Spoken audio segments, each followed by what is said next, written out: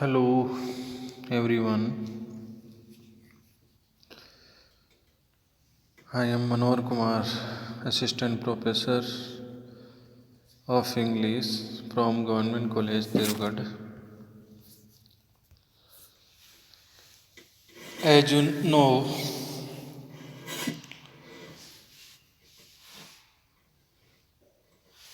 for few days we have been studies the poem Elegy written in a country churchyard, composed by Thomas Gray, and in the previous lesson we studied sixth and seventh stanza of the poem, and today we are going to the next stanza of this poem. Nor you, ye proud, impute to these the fault, if memory over their tomb no trophies raise, where through the long drawn assail and fretted vault, the pealing anthem swells the note of praise. Nor you, ye proud. Here the poet addresses proud people. Impute means blame. To these the fault, to these poor people. If memory over the tomb, no trophies raised. Trophies here, monuments, where through the long drawn aisles means corridor inside the church, fretted vault, ornamented roof, the pealing anthem. Pealing means high sounding anthem, sacred music, swells the note of phrase. Though in this stanza, the poet addresses the proud people and asks them not to blame these humble dead. If friends and relations did not erect any monuments to keep their memory alive, what does it matter if no monuments were erected? Inside the church, with its long corridor, its arched roof ornamented with carvings, and its high sounding sacred music of the organ and the choir. So,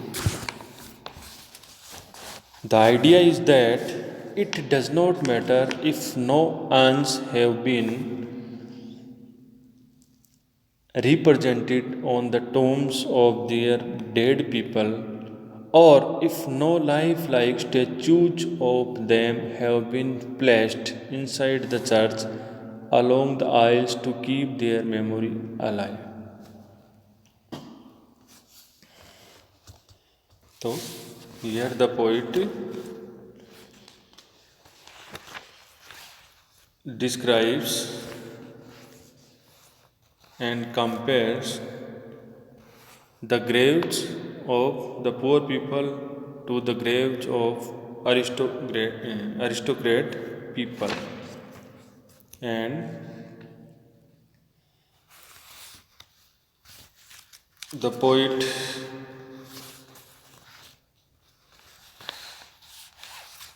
addresses proud people and says, nor you, ye proud, impute, nor you blame these poor people for because their friends or relatives did not erect any monuments to keep their memory alive. What does it matter if no monuments like statues were erected inside the church with its long corridors and its high sounding sacred music of the organ and other choir? Can storied urn or animated bust bake to its mansion call the fleeting birth? Can honor's voice provoke the silent dust, or flattery soothe the dull cold ear of the dead? The meaning of the previous stanza, exits and runs in the next stanza. Can storied urn or animated bust? Story an urn was a vessel to hold the ashes of a dead man, but here the shape of a urn carved on a tomb or animated bust. Animated bust means lifelike statues. Baked to its mansion, call the fleeting birth. Fleeting birth means here re-alive. Mansion physical structure, body. Can owner's voice provoke? Provoke means awoke the silent dust. Silent dust means live-read people. Can owner's voice means tribute paid to a dead man can awoke or provoke the live-read people. It is impossible to re-alive and awoke the live-read people from their graves, or flattery soothe the dull cold ear of death, or flattery soothe. The words of flattery cannot attract. Soothe means attract dead man because he can no longer hear any sound. So the stories, the buildings, the statues, and other monuments which are erected in the memory of the dead man cannot recall or cannot uh, awoke these live-read people. So these things are useless for dead men because they cannot hear any sound, any sacred sound, they cannot see any monuments. So these things are useless for dead men. So the poet here compares between the aristocrat people's grave and the poor people's grave. So the poet says, you proud peoples don't blame to the poor people because their relatives could not erect any monuments in the memory of the poor people. So, because these things are useless for dead ones.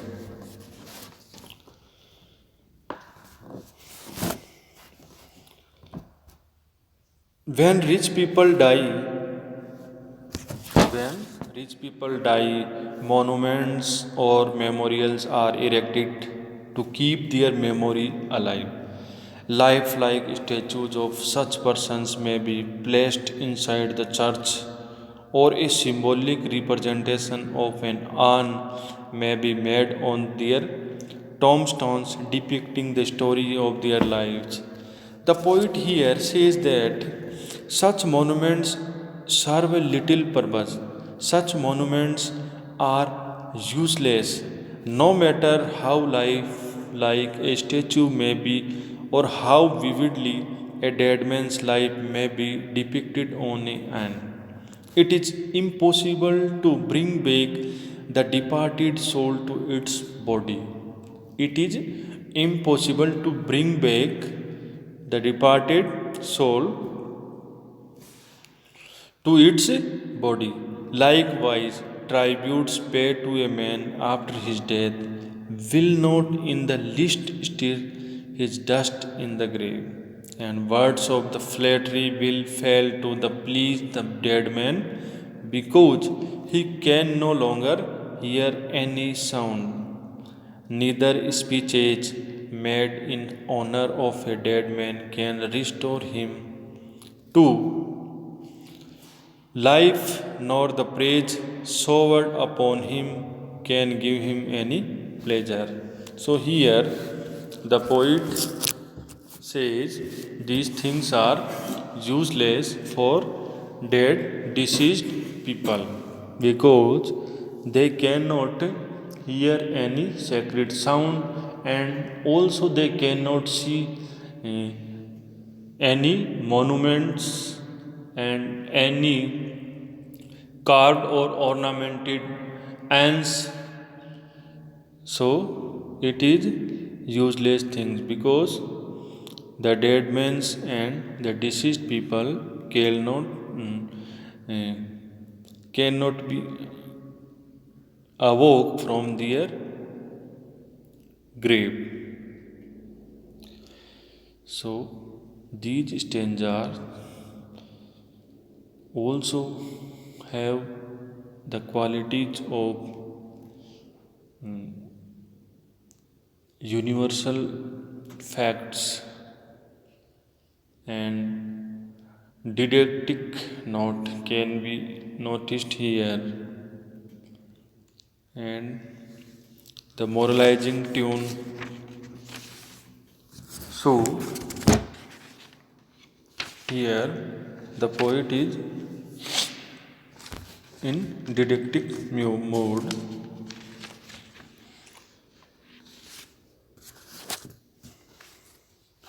Thank you for today.